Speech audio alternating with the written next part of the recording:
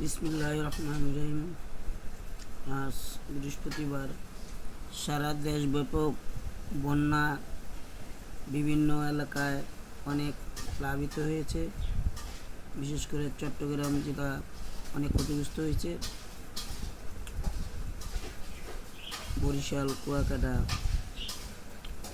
আরও বিভিন্ন অঞ্চলে ময়মনসিংহ, শেরপুর, জামালপুর, অনেক জায়গায় নোয়াখালী, সিলেট, সুনামগঞ্জ বন্যা দুর্গত এলাকায় সকল দেশবাসী এগিয়ে যান, সাহায্য সহযোগিতা করেন।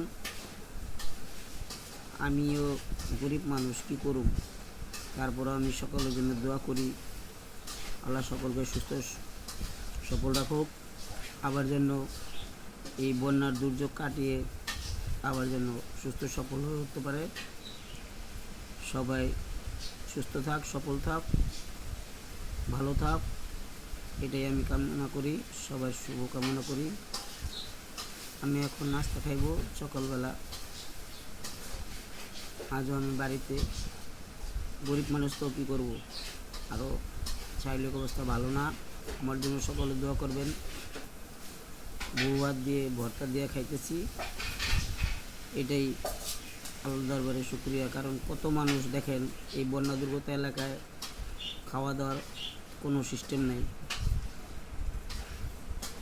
কোনো রকম তারা পানি খাওয়া বাঁচতে পারতেছে না।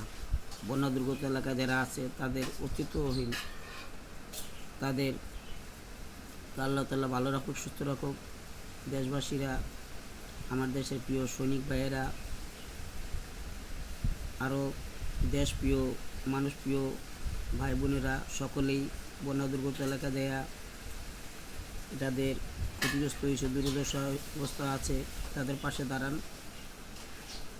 দেশরাঙাও আমাদের একটা সংগঠন আছে, এখানেও আমরা একটা ফান্ড করছি, আমরা প্রতিবারই করে থাকি। আমি মঈন খান বলছি, আমার ভাগিনা আছে ফেরদৌস মোল্লা, আমাদের সাথে আর অনেকে আছে, সকলেই মিলে আমরা এই ফান্ডটা করছি এবং যে যতটুকু পারি এই ফান্ড ফিলে আমরা দেওয়ার জন্যে, বন্যা দুর্গত এলাকা মানুষের দুর্দশা কিছুটা হলেও মোচন করার জন্য চেষ্টা চালাতেছি। আপনারাও চেষ্টা করবেন, চালিয়েবেন, বন্যা দুর্গত এলাকার মানুষের পাশে দাঁড়াবেন। আলহামদুলিল্লাহ।